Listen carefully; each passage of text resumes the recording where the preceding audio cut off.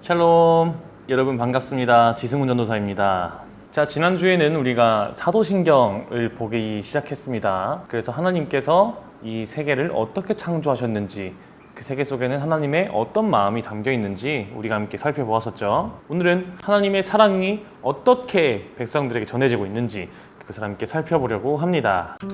그러므로 나는 그들의 고난을 분명히 안다. 이제 내가 내려가서 이집트 사람의 손아귀에서 그들을 구하여 이 땅으로부터 저 아름답고 넓은 땅, 젖과 꿀이 흐르는 땅, 곧 가나안 사람과 헷 사람과 아모리 사람과 브리스 사람과 히위 사람과 여부스 사람이 사는 곳으로 데려가려고 한다. 지금도 이스라엘 자손이 부르짖는 소리가 나에게 들린다.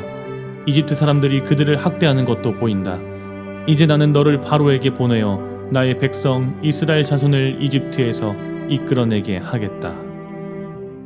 자, 오늘 말씀을 이해하기 위해서는 역사를 조금 알고 넘어가야 되는데요. 이스라엘 백성들은 애굽에서 종살이를 했었습니다. 아주 오랜 시간 동안 종살이를 했는데 지금 하나님께서 모세에게 명령하셔서 애굽에서 그 백성들을 데리고 나와라 라고 말하고 있습니다. 그런데 사실 이것이 가능할 리가 없습니다. 하나님께서는 과연 어떤 계획을 가지고 계셨던 것일까요? 자, 하나님께 선택받은 백성, 선민, 이러한 단어들은 이스라엘 백성들을 지칭하는 말이었습니다. 그리고 이스라엘 백성들을 가리키는 또 다른 말은 히브리인이라는 말입니다. 이 히브리 사람이라는 말은요, 이스라엘 사람이라는 말과 동의어로 사용됩니다. 이 단어는 선민, 즉 우리는 하나님께 선택받은 특별한 백성이다 라는 자부심을 나타내주는 말로 사용되곤 합니다. 그런데 과연 이 히브리인이라는 말이 자랑스러운 말이었을까요? 그렇지는 않았습니다. 오히려 이 히브리인이라는 말은 아주 보잘것없는 의미를 가지고 있었어요. 히브리라는 말은 건너가다 라는 말입니다. 유대인들의 해석에 따르면 이 건너가다라는 말이 옛날에 먼 조상 아브라함이 땅을 이주해서 건너가고 있을 때 유브라데 강을 건너갔다. 그래서 그 강을 건너서 우리가 이렇게 큰 민족을 이룰 수 있었다라는 것에서 따와서 건너가다, 즉 히브리인이라고 붙였다라고 말하고 있습니다. 그렇게 아브라함으로부터 하나님의 언약의 백성인 순수 혈통을 자랑하는 유대 백성이 이루어졌다. 이것을 자랑할 때 히브리 민족이라는 말을 사용합니다. 그런데 이 해석은 조금 유대적인 해석입니다. 사실 역사적 기록을 보면요, 이 히브리라는 말이 정말 안 좋은 의미로 사용됐어요. 역사적 자료를 조금 찾아보면 히브리는 이방인 혹은 천민의 대명사처럼 사용됩니다. 이런 사람들을 지칭했어요. 돈을 받고 다른 나라 사람들을 위해서 돈을 벌기 위해서 대신 전쟁에 나가서 싸워주는 용병들 혹은 고용한 노예들, 전쟁 포로들 혹은 괴뢰, 도적대들, 강도대들을 의미했습니다. 즉 히브리인이라는 말은요, 그냥 포로, 노예, 도적대 정도, 그 정도 수준으로 바라보는 그 정도 수준으로 바라봐줬습니다. 사실 자부심이랄 게 없는 단어죠. 히브리인들은 애굽을 위해서 평생 종살이를 하다가 죽어야 할 운명에 처해져 있던 사람들입니다. 그런 사람들에게 이렇게 사느니 반항이라도 좀 해볼까 하는 그 용기조차 없습니다. 네, 안녕하세요. 네.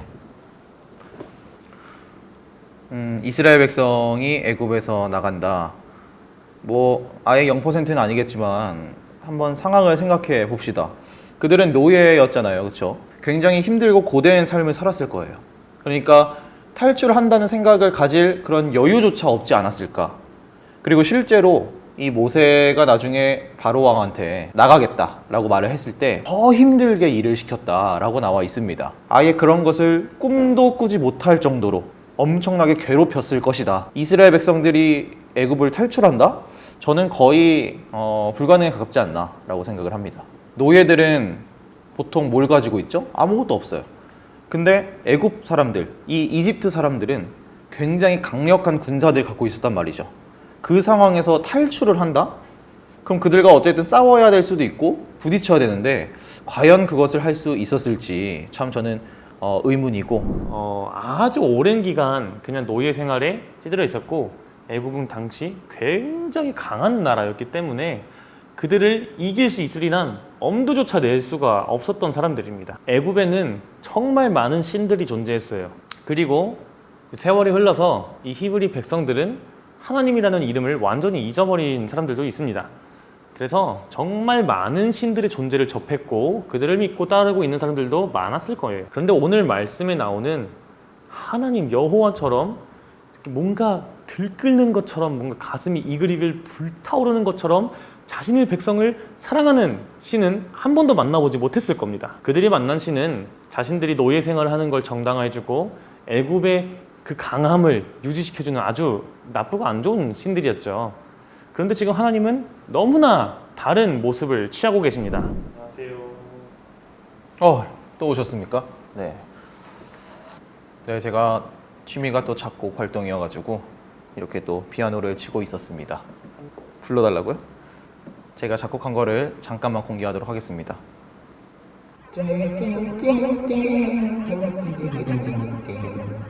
일단 또 그 당시 상황을 보자면은 애굽에는 참 많은 신들이 있었습니다. 뭐 태양의 신부터 시작해서 죽음의 신, 뭐 풍요의 신, 가정의 신, 이렇게 굉장히 많은 신들이 있었는데 이스라엘 백성들을 도와주는 신은 아니었죠. 이스라엘 백성들에겐 오히려 도움이 안 되는, 자신들을 괴롭히는 자들을 도와주는 그러한 신들이었기 때문에 사실상 이스라엘 백성들이 믿을 만한 신은 없었다라고 생각이 드는데, 일단 히브리 백성은 너무 무시당했잖아요. 모든 세계 사람들에게 그냥 무시받던 민족이었습니다. 그런데 하나님께서는 그 무시받던 백성들을 뭐라고 부르시냐면 내 백성이라고 부르십니다. 나는 그 무시받는 백성들의 신이다, 이렇게 자처하는 것이에요. 그리고 내 백성이 받고 있는 고통과 억압, 그 속에서 외치는 그 비명소리, 그 신음소리 내가 다 들었노라, 이렇게 말씀하십니다. 그리고 그 소리를 더 이상 듣지 않겠다 결심하십니다. 귀를 막는다는 것이 아니라요, 그 고통으로부터 건지겠다, 이렇게 결정하셔요. 그것을 위해서 모세에게 명령하십니다. 이 모세에게 명령하시는 부분에선 정말 단호함이 느껴지죠. 떨기나무에 활활 타오르는 불로 임해서 그냥 따스하고 포근한 사랑의 하나님이라는 모습보다는 정말 이글이글 불타오르는 강한 투지를 보여주는 그런 하나님을 보여주고 있습니다.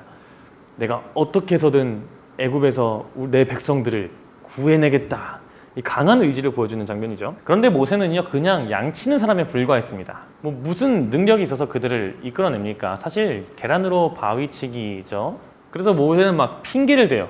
내가 누구인데 그들을 이끌어냅니까? 그들이 하나님이 누구냐고 물어보면 뭐라고 대답해야 합니까? 제가 말한다고 해서 그들이 따라오겠습니까? 뭐 이런 질문들을 합니다. 그랬더니 하나님께서는 이에 모세에게 화를 내십니다. 백성들을 향한 그 마음을 막 토해내고 계신 것이죠. 이 내 백성들의 고통이 얼마나 큰데 내가 그들을 건져낼 건데 지금 망설이지 마라, 가라, 담대하게 전해라, 이렇게 말씀하고 계십니다. 그런데 모세가 걱정했던 것과 달리 이스라엘 백성들은 순순히 따라 나섭니다. 아니, 계란으로 바위치기인 게 너무나 분명한데 어떻게 그들은 순순히 따라 나설 수 있었을까요? 그 와중에 모세가 나타나서 나는 하나님이 보냈다, 그러면서 여러 가지 기적들을 보여주면서 믿을 수 있게 해주죠. 우리를 지켜주는, 또 우리를 도와주는 신도 있구나, 그런 신이라면 믿고 따라볼 만하지 않을까, 믿음이 생기지 않았을까 라고 생각을 해봅니다. 아까도 말씀드렸던 것처럼 그 어디에도 자신들을 위해 주는 신은 없었습니다. 늘 모두에게 외면당해왔고 어떤 종교에서도 그들은 정말 밑바닥에 있었습니다. 그런데 이런 하찮은 노예를 바라봐주는 신이 있다, 이것은 정말 놀라운 사실이죠. 노예들의 고통을 아무도 주목하지 않는 우리를 그동안 지켜봐왔고 그동안 우리의 목소리에 귀를 기울여온 신이 있다? 그 존재만으로도 정말 놀랍습니다. 존재만으로도 놀라운데 우리를 건져주시겠다라고 말하는 신이 있다? 이 사실에 정말 큰 위로를 얻었던 것이죠. 그렇게 히브리인들은 하나님을 따라 나서기를 결정을 했고 하나님의 도우심으로 인해서 결국 계란으로 바위를 쳐내는 일에 성공합니다. 그렇게 세워진 나라가 바로 이스라엘인데요. 이 이스라엘 백성들은 곧 자부심을 넘어서 자만심에 빠집니다. 우리는 하나님께서 선택하신 특별한 민족이다. 봐라, 우리가 하나님으로부터 선택받고 어떻게 놀라운 일을 행했는지 봐라. 뭐 이렇게 아주 선민사상에 도취돼 버리죠. 그런데 사실 하나님께서는 이스라엘 백성에게만 그렇게 귀를 기울이시고 그들만 주목하고 계셨던 것이 아니라 세상의 모든 고통받는 존재들에게 관심을 기울이고 계신 분이시죠. 이들은 자신들만 특별하다고 오해를 했고, 그래서 주변에 있는 다른 모든 민족들을 무시합니다. 그들의 힘이 아니라 하나님의 능력으로 그렇게 해낼 수 있었음을 기억해야 합니다. 정말 순전히 하나님의 능력이었죠. 10가지 재앙으로 애굽을 치셔서 애굽으로 하여금 이스라엘 백성들을 내보내주도록 하나님께서 혼자 싸우셨어요. 애굽 vs 하나님이었던 거죠. 이스라엘 백성들은 그저 하나님께서 싸우시는 장면을 지켜보고 있었을 뿐이에요. 그들이 한 건 없습니다.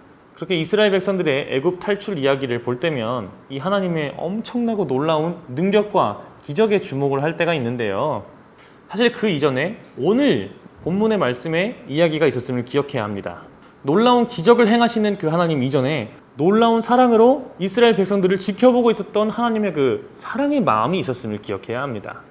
그 사랑하는 마음이 있었기 때문에 그 백성들을 위해서 대신해서 싸워주신 것이고 승리해 주셨고 그들을 구원의 길로 이끌어 주신 것입니다. 지난주에 이어서 하나님께서는 어떤 분이신지 우리가 함께 살펴보았습니다. 모두에게 환영받지 못하던 물이 정말 하찮고 인생의 끝자락에 서 있었던 그 히브리 백성들을 바라보시고 누구도 귀 기울이지 않던 그 존재들에게 귀를 기울이시는 사랑의 하나님의 모습을 우리가 함께 살펴본 것이죠. 지난주에는 하나님께서는 이 땅을 정말 아름답게 만드셨고 모든 존재들이 서로 사랑하면서 살길 원하셨고 우리가 그 하나님의 일에 동참해서 이 세계가 사랑하면서 살아갈 수 있도록 보살피고 돌봐주는 일에 함께하기를 원하셨습니다. 그 일을 그리고 그 사랑을 이스라엘 백성만 받은 것이 아닙니다. 그 사랑이 미치지 않는 곳은 그 어디에도 없습니다. 계급이나 차별, 신분, 하나님은 이런 걸 만드시지 않았고요.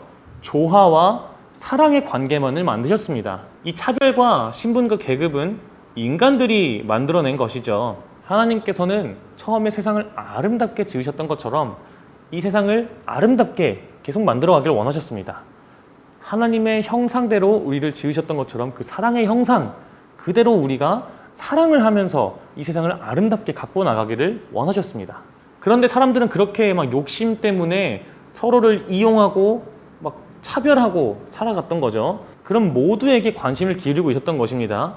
차별을 두지 않고 모든 사람에게 사랑으로 관심을 기울이고 계셨던 하나님께서 그 모두를 어떻게 구원의 길로 이끌어갈 수 있을까 고민하시고 행하신 일이 바로 예수님을 이 땅에 보내주신 일입니다. 예수님을 통해서 그렇게 하나님의 뜻대로 살아가지 못하고 있던 백성들 모두를 하나님께로 이끌어 주기 위해서 하나님은 예수님을 이 땅에 보내셔서 모든 세계 만민을 구원의 길로 이끌어 주신 것입니다. 자, 그러면 예수님을 통해서 어떻게 우리를 구원의 길로 이끌어 가시는지 그것은 다음 주부터 살펴보도록 하겠습니다. 중요한 것은 하나님께서는 차별하지 않으시고 세상에 있는 모든 백성들에게 사랑으로 관심을 기울이고 계시다는 것입니다. 그러므로 하나님의 사랑은 우리에게도 다 있습니다. 우리를 아주 귀하고 소중하게 생각해 주시고 아무도 주목하고 관심을 기울이지 않던 우리의 고통과 작은 고통의 소리, 신음의 소리에까지도 귀를 기울이고 계신 하나님, 그 하나님께서 우리를 행복과 소망과 기쁨의 길로 인도하여 주십니다. 우리는 바로 그 하나님을 믿는 것입니다. 이 세계를 아름답게 창조하시고 사랑하면서 살아갈 수 있도록 만드셨고 그 일을 우리가 함께 해나가길 원하시고 그 사랑 가운데로 우리를 이끌어 주시는 하나님, 우리가 사도신경에서 하나님을 믿는다고 고백할 때 바로 그 하나님을 믿는다고 고백하는 것입니다. 그러므로 여러분, 우리가 하나님을 믿는다고 고백할 때 그 하나님을 믿는 진정한 믿음의 고백으로 우리가 함께 사도신경을 고백했으면 좋겠습니다. 여러분 그 사실을 기억하시고요. 날마다 그 하나님을 향해서 신실한 믿음의 고백을 드리는 우리 틴즈 친구들 모두가 되시기를 간절히 소망합니다. 그리고 지금 거리두기 4단계가 계속 지속되고 있는데요. 상황이 좋아지지 않고 있습니다. 여러분 늘 건강 조심하시고 이럴수록 더욱더 하나님을 믿는 믿음으로 살아가시기를 소망합니다. 이 어려운 시기를 정말 건강하게 그리고 믿음으로 잘 이겨내시는 여러분 모두가 되시기를 간절히 소망합니다.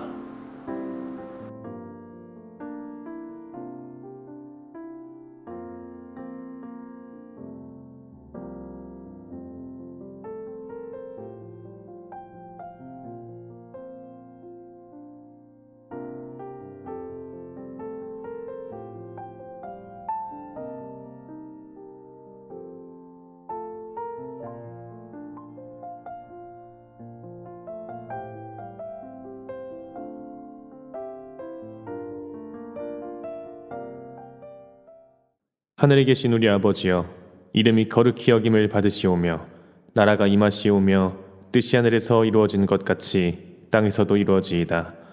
오늘 우리에게 일용할 양식을 주시옵고 우리가 우리에게 죄 지은 자를 사하여 준 것 같이 우리 죄를 사하여 주시옵고 우리를 시험에 들게 하지 마시옵고 다만 악에서 구하시옵소서. 나라와 권세와 영광이 아버지께 영원히 있사옵나이다. 아멘.